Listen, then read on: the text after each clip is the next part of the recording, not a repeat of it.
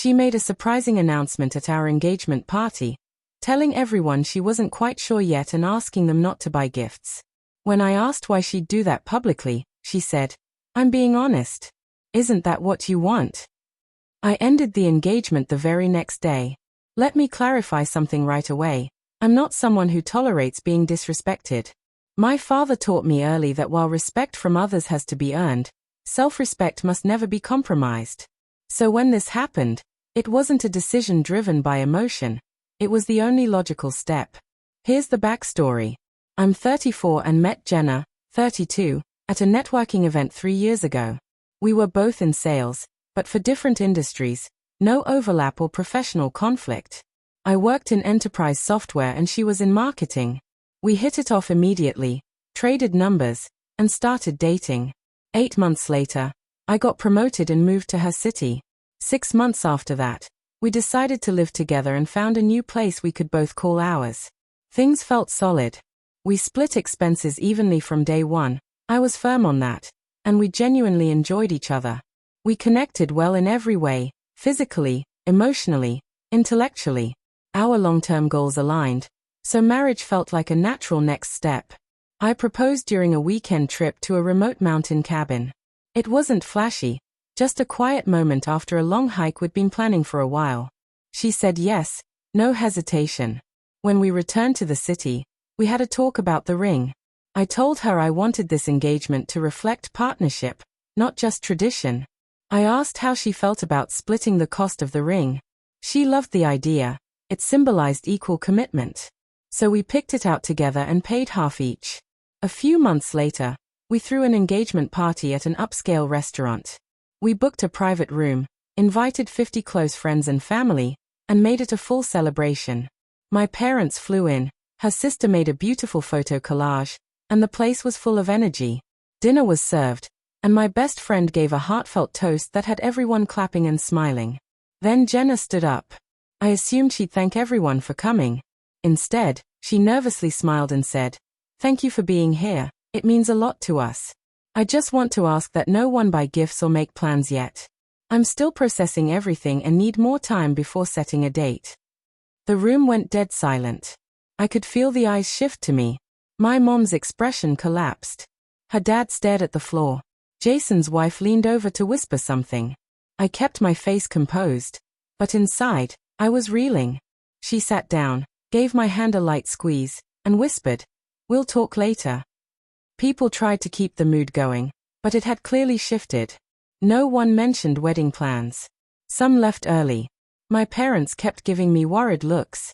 When it was all over, we got into the car, and I waited until we were alone. "What was that about?" I asked, trying to stay calm. What about?"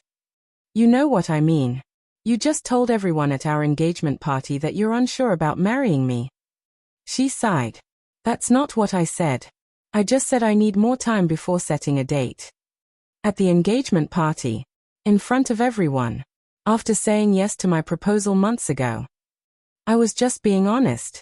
Isn't that better than pretending? I told her I would have preferred a private conversation if she had doubts, not being blindsided in public. Her response? "You're overreacting. I didn't say I don't want to marry you." We went in circles. She kept insisting it was honesty.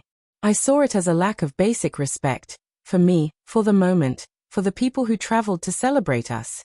I slept in the guest room that night. I lay there, eyes wide open, thinking back on the whole relationship. By morning, I had clarity. It wasn't just about her speech, it was what it revealed. She came into the kitchen, and I was already up. Calm, focused.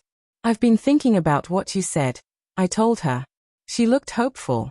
"I'm glad you understand." "I'm canceling the wedding," I said. She froze. "What?" "Not postponing. Canceling. We're done." "All because I said I need more time? That's a huge overreaction." "No. It's because of how you handled it. You humiliated me in front of everyone rather than talk to me in private. That's not how you treat someone you love. So you're throwing everything away over one moment?" "No. That moment just confirmed what I needed to know. You don't respect me. And when I told you I was hurt, Your first move was to dismiss it. Tears welled up in her eyes. I didn't mean to hurt you. I was just nervous. Maybe. But instead of owning it, you told me I was overreacting. That says everything I need to know. And that's it. That's it. We spent the next hour calmly figuring out the logistics. Since we had signed the lease together, neither of us had more claim to the apartment. I volunteered to leave. I wanted a clean break. We agreed to sell the shared furniture and split the money. She cycled through crying, pleading, and getting angry. I didn't budge. That afternoon, I booked a month-long Airbnb and began packing essentials. The next day, I sent a group text to everyone who'd come to the party. After careful consideration, Jenna and I have decided not to move forward with our wedding plans. We appreciate your support and privacy during this time. The responses poured in.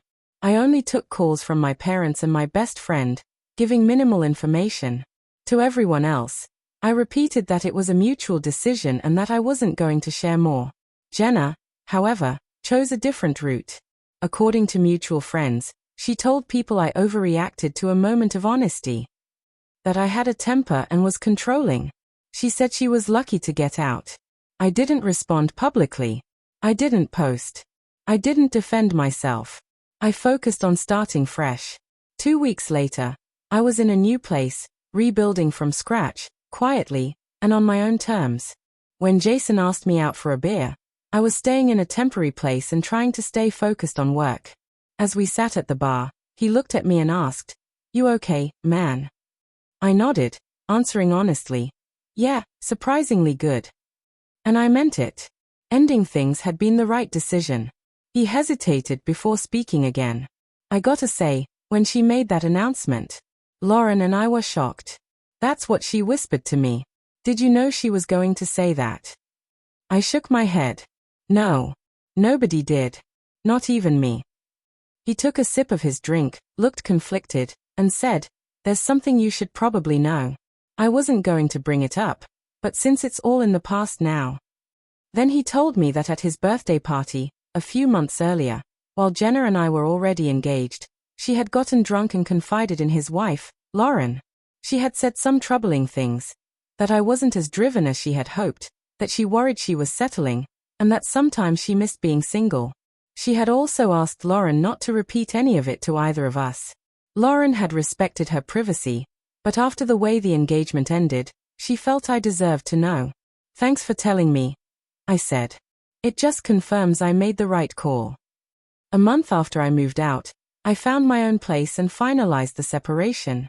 We sold the engagement ring, which would split the cost of, and I sent her half of the money. I closed all joint accounts and changed my habits to avoid places we used to visit together. I'd heard through mutual friends that she started dating again almost immediately. Good for her. I focused on rebuilding. Picked up rock climbing again, something I loved before our relationship. I reconnected with old friends and committed myself to a major project at work. Then something unexpected happened. 3 months after the breakup, Jenna's sister Megan texted me. We'd always gotten along well, and her message was cautious. She said she'd debated whether to tell me, but decided I had a right to know. Jenna had already been seeing someone else, a guy from her gym, when she made that announcement at our engagement party. The relationship had been going on for a while. That's why she said she needed more time. She was trying to choose between him and me. Megan said she'd confronted Jenna, and Jenna admitted it. I thanked Megan for being honest but didn't reach out to Jenna or mention it to anyone else. The truth didn't change my decision, it only reinforced it. 6 months after we ended things, I was in Chicago for a work dinner when I ran into Jenna. She was there with her coworkers. We exchanged a brief nod across the restaurant. As I was leaving, she caught up with me near the coat check. "You look good," she said. "Thanks. You too." She hesitated. "I've been thinking a lot about us. I didn't handle things well. I should have been honest with you." "You should have," I said, calmly. "I still think about you sometimes. What we had, it was mostly good." I looked her in the eye.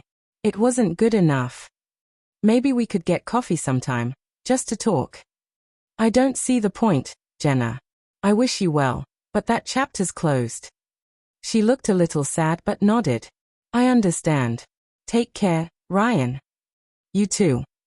As I stepped out into the Chicago night, I felt completely clear. No anger. No regret. Just certainty that I had made the right choice, and stuck with it. A year after the engagement party, I'd been promoted to National Sales Director and relocated to our company's headquarters in Boston. The change of scenery gave me a new sense of energy. 4 months after moving, I met Allison through a mutual contact at a charity event. She's a corporate attorney, practical, smart, with a direct style I've come to really value. We've been dating for about 5 months now, taking our time. I made sure to fully process the past before starting anything new. Last week, I got a wedding invitation from Jason and Lauren. Along with it, Jason included a note saying they'd deliberately not invited Jenna, despite her attempts to keep in touch with Lauren. That kind of loyalty meant a lot. As I RSVP'd, I thought about everything I'd learned from that relationship with Jenna. The warning signs had been there. Little dismissive remarks about my goals, a tendency to flake on plans, a habit of dodging hard conversations by telling partial truths. None of it seemed major on its own, but together it painted a picture I had overlooked. I've come to understand that self-respect isn't just about calling out blatant disrespect. It's about recognizing when someone's actions don't reflect what you deserve, even in subtle ways, and choosing to walk away when necessary. That night at the engagement party, Jenna had a moment of honesty. But what truly mattered was the moment of clarity I had afterward. When she asked, "Isn't honesty what you want?" She was right, I did want honesty. And honestly, I deserved better. That's not about ego. That's about knowing your worth. And not settling. Another year passed. 2 years now since everything fell apart. Life kept moving forward in the best way. The Boston promotion exceeded my expectations, and I recently closed the biggest deal in the company's history. Things with Allison are great. We've been together over a year and a half and have started talking seriously about moving in together. We're taking it slow, being intentional, shaped by the lessons from my past. Then Jason called me with an update. We still check in regularly, despite the distance. Remember that gym guy Jenna was seeing? He asked. The one she was with while you two were engaged? Yeah, I said. Well, they got engaged 3 months ago. Good for them, I replied sincerely. There's more. Lauren still follows Megan, Jenna's sister, on Instagram. Megan posted something vague about history repeating itself. Turns out Jenna pulled the exact same move at their engagement party. Got up and told everyone she needed more time and asked them not to buy any gifts yet. Gym guy walked out. It's over. I actually laughed. You're serious? Dead serious. Lauren said Megan told her Jenna's parents finally sat her down for an intervention about her commitment issues. I hung up and sat with the thought for a while. How different my life could have been if I had ignored my gut instinct that night. If I'd brushed off her behavior as stress or cold feet. If I'd prioritized saving the relationship instead of honoring what I knew deep down. I might still be stuck with someone who couldn't commit, constantly bracing for the next time she'd pull away. Instead, I'm with someone who communicates clearly and treats our relationship with intention and respect. No mind games, no public drama, no divided loyalties. Sometimes, the most important decision isn't where to go next, it's what to walk away from. And sometimes, the best form of closure isn't about payback. It's about living well after choosing to close the door on something that was never meant to last.